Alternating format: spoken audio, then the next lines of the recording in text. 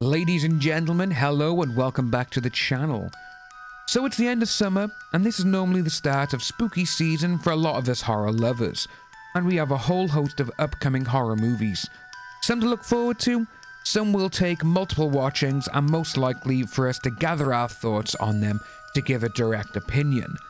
With that in mind though, I thought I'd do a little rundown of the horror slate that I'm currently looking forward to, and you can let me know down below your thoughts on what movies and shows you're looking forward to as well. So with that over and done with, let's jump into it. Good Night Mommy. My next pick is the American remake of the Austrian horror movie IC, or the American name for it, Good Night Mommy. Now, I know the story of the original as it is one of my favourite horror films of the last couple of years. It came out in 2014. It's a very intense, very strange, and a very disturbing movie. It tells the story of twin brothers whose mother comes home from having facial surgery. With her wounds wrapped up and making her look like the mummy, the twins don't believe that this person is actually their real mother. That is the key story of the film.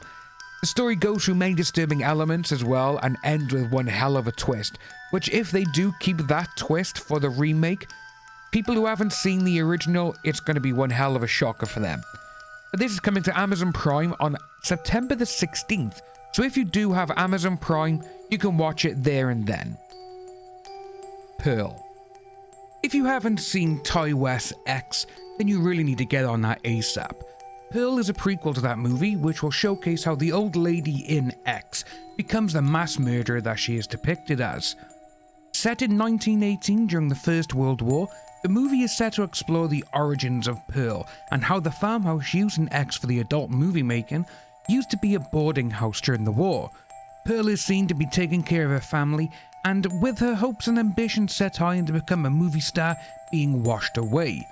Now, this does echo the similarities with Mia Goth's performance as Maxine in the very first film. Goth once again plays Pearl, but this time without the 30 layers of makeup that was used to make her look like that she was in her 70s. This prequel has all the makings of becoming one of those rare sequels which are better than the first. Pearl is released on the 16th of September in cinemas nationwide. The Munsters. I was going to put Don't Worry Darling in this place, but as the more I look into it, the more the movie just seems to be a reimagining of the Stepford Wives, which isn't my type of movie. I've seen the original, seen the Nicole Kidman remake, and I just don't like them. So in this place, as you can see, I have put Rob Zombie's The Munsters. This movie is going to polarize so many different people, and I don't know if that's good or bad. Firstly, it's not rated R or 18 here in the UK. There's no horror, no blood, no gore, no swearing, and definitely no characters saying tutti fucking fruity. When people see Rob Zombie's name above a movie, they expect all of the above and a whole lot more. When you look at his past movies, The Devil's Rejects, House of a Thousand Corpses, Halloween, Halloween 2, The Lords of Salem, there's just so many films that he has done. Then you see this, a PG-rated, family-friendly The Munsters, you just know it's going to be filled with a ton of WTF moments. For myself, I do like The Munsters. Here in the UK, they did run the old black and white show on BBC Two in the 90s when I was growing up. Just for the nostalgia factor, that's why I'll be watching it.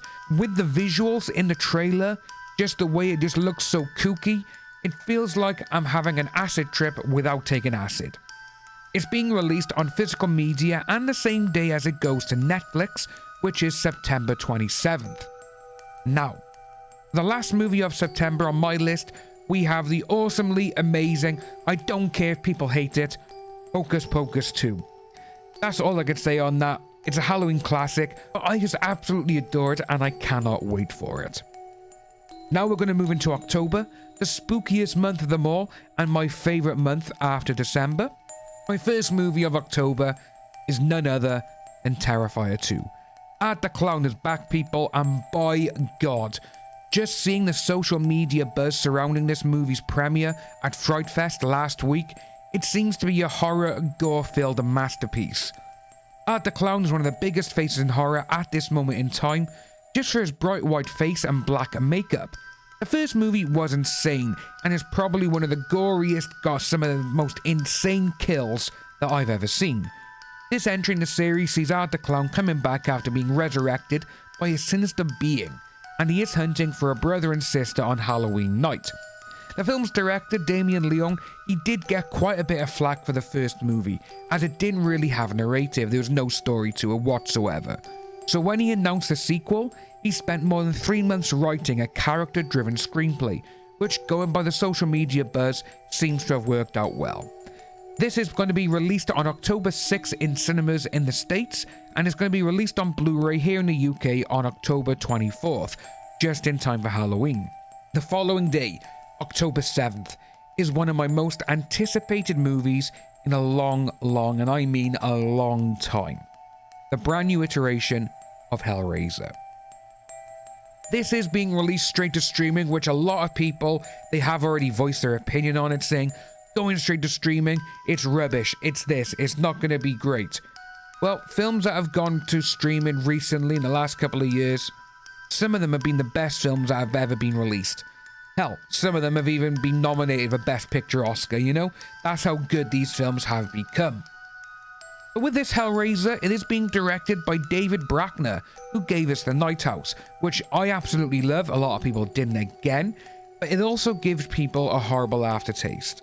That movie, it's not exactly a feel-good one, but with this though, David Bruckner has said he actually pitched The Night House as a Hellraiser type movie. So seeing that and the way the visuals were in that film, I got hope in David Bruckner. But with this as well, they have also released some first images of the new Hell Priest, played by Jamie Clayton, which we got by here, which just looks phenomenal. I just love how her eyes are black, but the iris is still blue. I absolutely love that. And also the brand new Cenobite, The Mask. We don't know if it's male, if it's female, whatnot, but just seeing that is nightmare fuel. I cannot wait for that, and this is October 7th. 1 week later, on October the 14th, comes my biggest film of this year, Halloween Ends. Halloween is my #1 movie that I'm looking forward to more than anything this spooky season. The original Halloween from 1978 is my favorite horror movie ever, and my second favorite movie overall. And with this one, the new trilogy has been great so far. Okay, Halloween 2018 is 100% better than Halloween Kills. Halloween Kills is the ultimate slasher movie, as we never really saw Myers do what he does in that movie in all the others. And that is just outright kill anyone who got in his way. It didn't matter if they were children, if they were the elderly. No one cares to Michael. Michael's just like, I'm going to go after everyone. If you stop me, or if you even just look at me, I'm going to come at you, and I'm going to make you into a shish kebab. And with that one there, this story has been said to take a completely different direction. There's not a lot of violence in this, supposedly, like Halloween Kills. They've toned it down, and the director, David Gordon Green, has actually said that some of the films he's watched which inspired this movie, Halloween Ends, the John Carpenter film Christine, which is okay, interesting, but also The Bodyguard, which is like, what? You know, so that's a very interesting take to think of, you know, obviously the Whitney Houston, Kevin Costner film. But it'll be interesting how that kind of incorporates into this. But Halloween Ends, it is set 4 years after Halloween Kills in 2018. It's set in modern day in 2022. And where's Michael been for the past 4 years? Is the mask still the same? Has he been wearing it over and over and over and just, is it dirty? Is it ripped? Is it even there anymore? How has he survived? I hope he hasn't been eating more dogs like he did in the original. You know, we have no idea. He may be feeding on something else. Who knows? That's my A1 top tier list right by there, but we also have a host of other movies coming out during the time as well. Here's just a little list for you. Speak No Evil, Smile, Piggy, VHS 99, and Pray for the Devil. These are all out between September 9th and the end of October. If you are new to the channel, please like and subscribe, hit that notification bell for future updates, and I'll see each and every one of you soon.